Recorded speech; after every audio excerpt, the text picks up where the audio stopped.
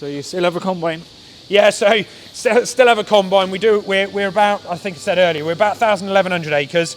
We are complete rotation of grass, lays, maize, wheat and barley. Feed a bit of the wheat, feed a bit of the barley as grain, and then obviously we're all forage. And very, very roughly, we're about 500 acres of forage crops for the cows and young stock, and we're about 500 acres of combinable cereals. Okay. So, and then here we've got about 130 acres of pasture land that we might silage depending on if it gets in front of heifers, but then we'll graze as the summer goes through as well from that point of view. Yeah. So you grow a lot of your own feed? Yeah, we do. Things have simplified quite a bit now. We've always fed, when we were in the parlour, we didn't have parlour feeders. Yeah. So we were full TMR. So a lot of straights feeding in all through the wagon.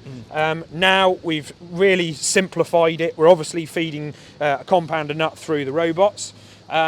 And that varies from about 1 kilo to 2 kilos right up to the high yielders that will be on sort of 9 to 10 kilos. And then we have the TMR is basically more or less 50-50 grass to maize. Okay. With rape meal as a straight, and then we feed our own homegrown rolled wheat. Okay. So realistically now we're only actually buying in 2 products. We buy in rape meal and we buy in the compound that goes through the robots. So and that's is it. rape meal your main Yeah, protein? don't feed any soya at all Okay. from that point of view, which obviously ticks the Arla box. Yeah. And with growing and having a really good focus on growing better quality forage has enabled us to increase protein levels, increase intake levels, and sort of go from there. Do you know what I mean? So just a bit on your equipment there, Oliver. Yeah. Massive tractor for the scraper. Yeah. So this has been sort of one tractor. of. Pardon? She's a tidy tractor. Yeah, she is. Yeah. So one of the things that we've always tried to do is keep the machinery, sort of keep things right, keep things simple. So that sort of is a bit of a leftover, but it's amazing how much we still use it now. So it was left over from when we were scraping sheds in the parlour system. Yeah. But we use it now for scraping the feed barriers, just keeping the place tidy and clean. Yeah. And it is very nice because it's got a cab on it and the heater works, so even better. No, it looks good. And then we run Fendt tractors. Why do you pick Fendt? Besides the obvious being a good tractor, but so we inherently have been a combination of Fendt and John Deere, but operators like the Fendts. Yeah. We've got a really good dealer around us that look after us very, very well. Who are Chandler's. Yeah. So obviously they are only about 15-20 minutes away. Great service lads, and so they look after us really well. Okay. So we've got 3 Fendt tractors. We've got 2 724s, and then last year we upgraded one of them when we bought a new 728 just to give us a little bit more horsepower. Yeah.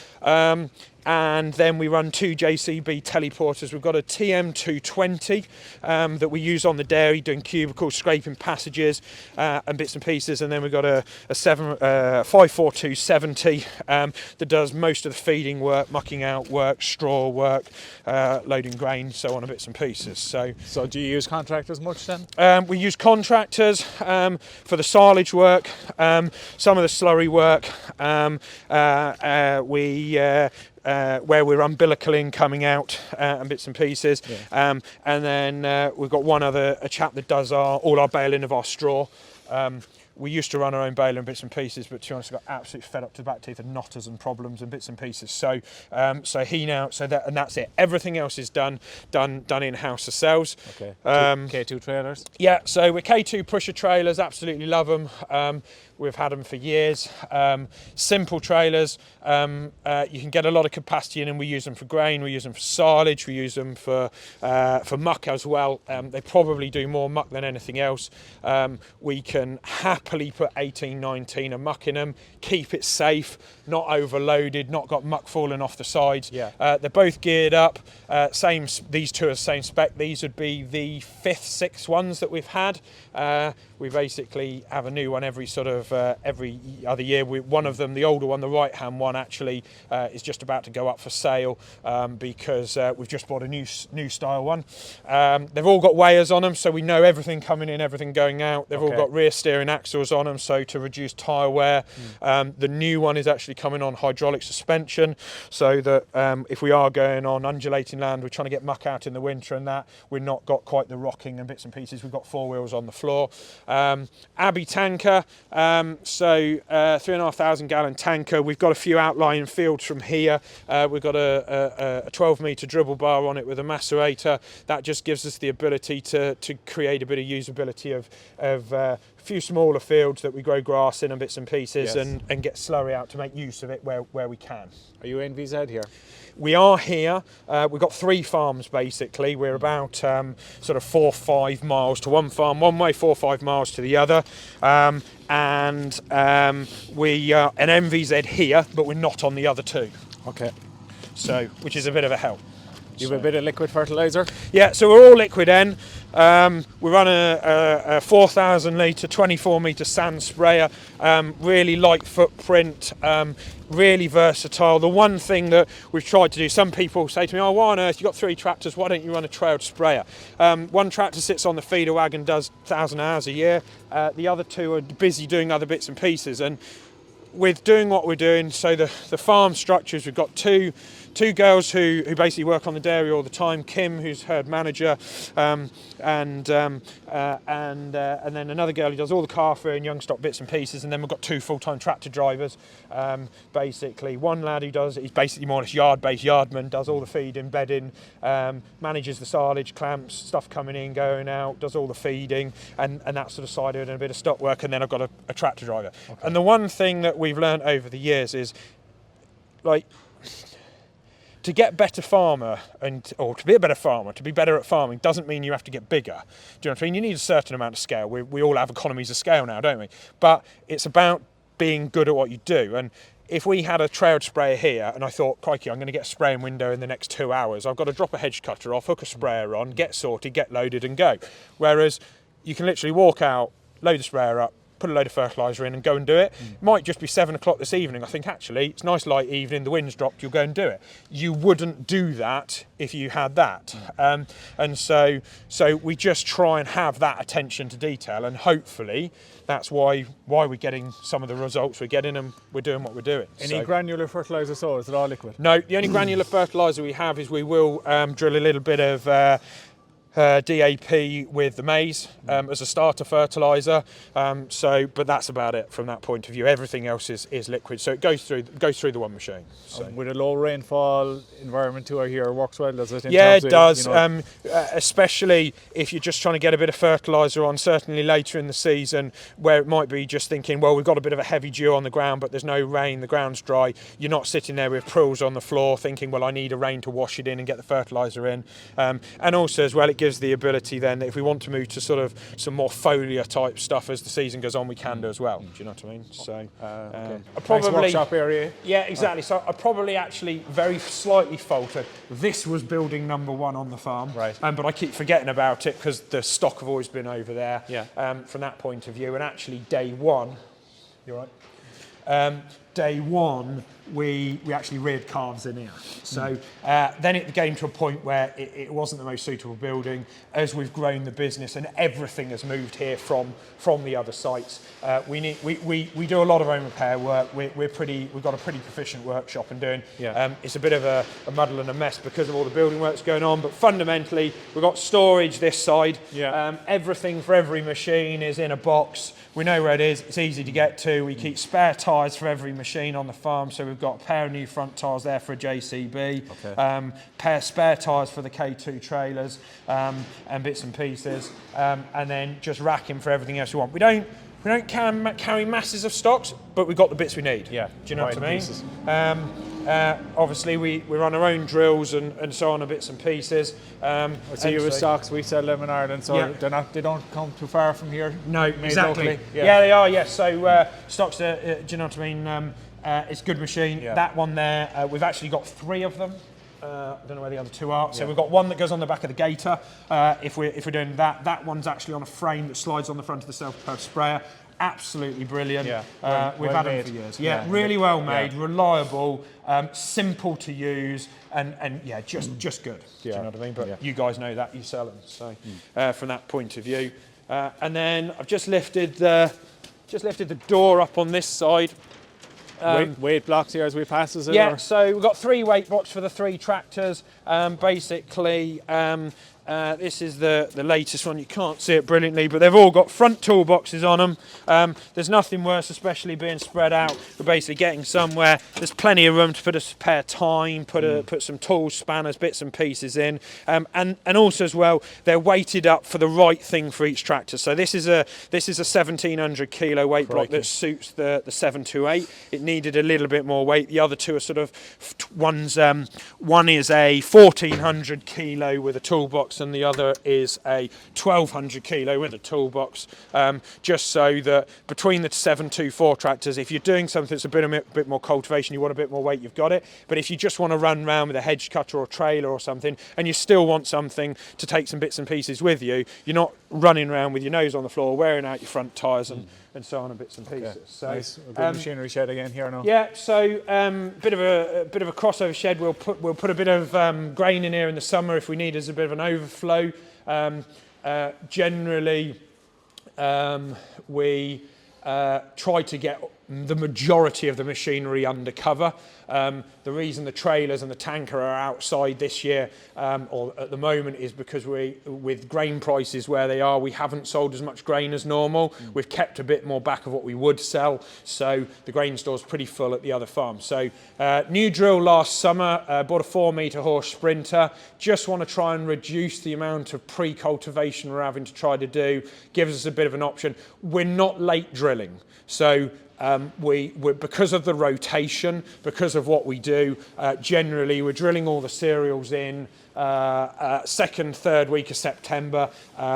The only bit extra that we would have is where we are pulling a bit of maize up, we might put a bit of wheat in afterwards. But the reason that we went for this is if we need to, especially with the change in weather conditions, we can narrow the points up, direct drill straight into the maize stubble, and not get in that situation where you're having to do a lot of post-maize cultivation and so on, bits and pieces. Not much ploughing? Are you ploughing? We do plough. We've tried to minimise it where we can, but generally, because of the heavier ground we're on and what we're doing, we generally will plough into maize. So all the maize that's planted generally goes into plough ground. We have tried a couple of different formats. We have tried a bit of strip till on a couple of trials and bits and pieces over the last sort of 3 or 4 years, but the best results we've seen consistently land type is ploughing. So we run a 6 furrow Kuhn very width plough, which can go behind any of the tractors, and from that point of view, and then we've got a Kuhn twin rotor rake here.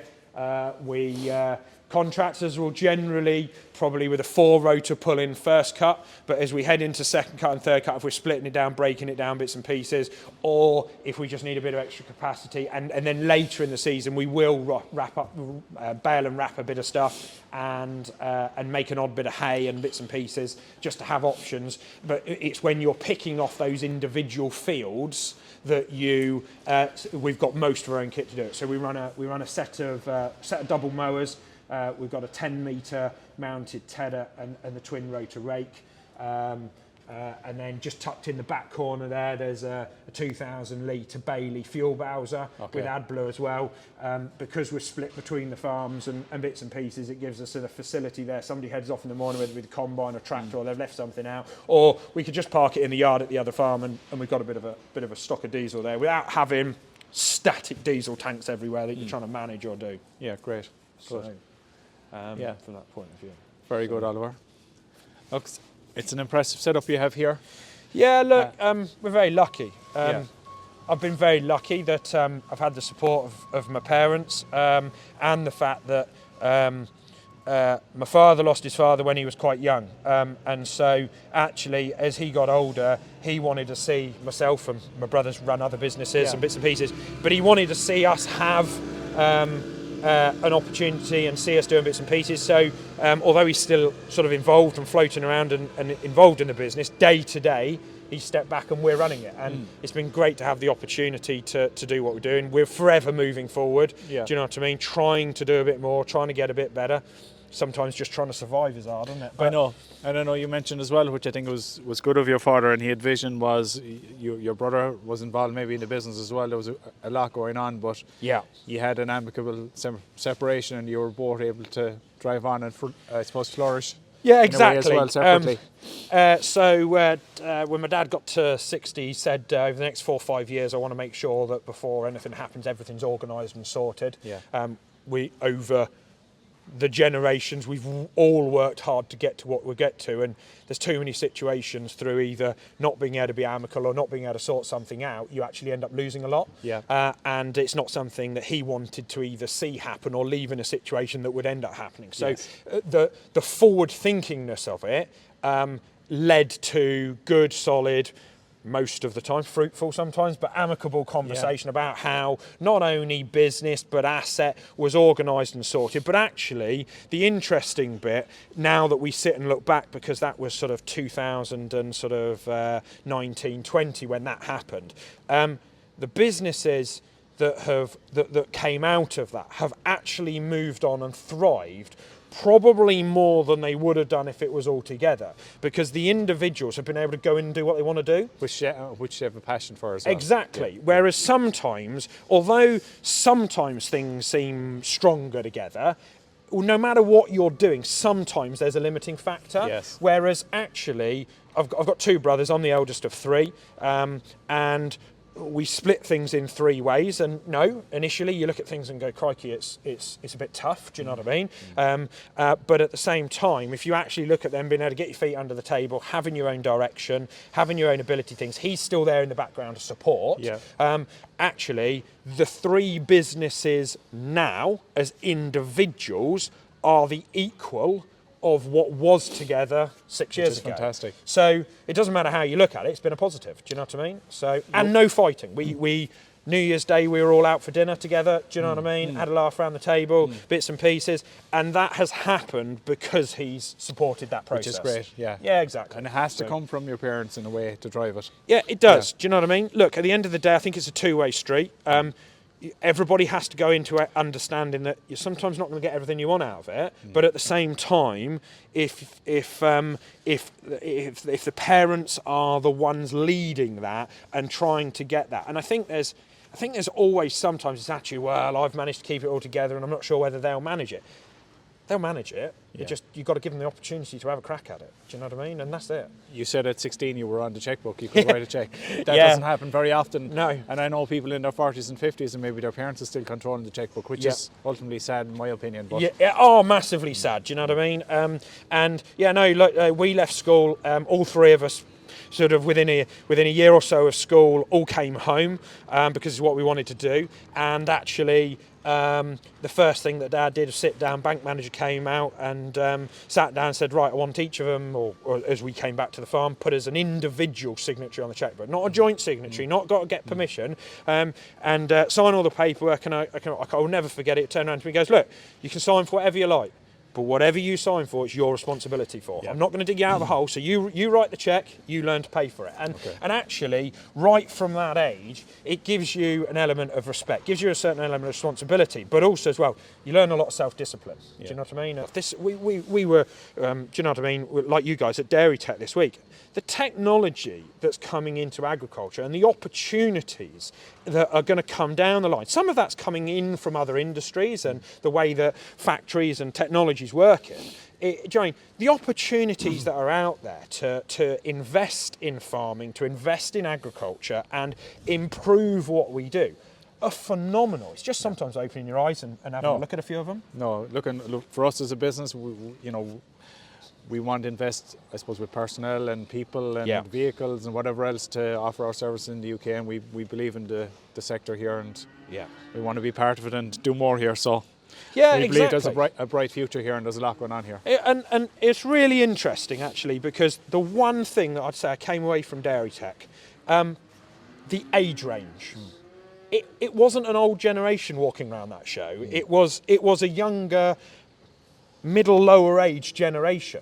Actually, the future is pretty bright. It is. And when you look at where we are today, and it's today specific, milk price isn't bad, beef price isn't bad, lamb price isn't bad. All right, the cereal prices are a bit more mediocre and a bit more challenging, but the actual outlook for either livestock farming, mixed farming, yes, we've got some environmental pressures and carbon pressures coming down the line, but as a forward-thinking, managed, all-round business, the future's pretty bright. Yeah. And it's sometimes easy with the weather and everything to get in the doldrums and things, but actually, sometimes you just have to pick yourself up out of it and say, actually, let's look for the positives, let's look for the things that go forward, look at what you guys are doing and bringing in and how you want to help the industry. There's lots of help out there, and actually, go and find a bit of it. No, do you know what I mean? yeah, there's opportunity out there for everyone. Yeah, I think so. Yeah, so great. from that Thanks point for your of view- time. Well, look, it's been a pleasure to show you around. Okay. Always Yeah, enjoy it. no. And Thank you for having us. Yeah, I know it's been absolute delight. Yeah, so thanks great. for your time. Thank you.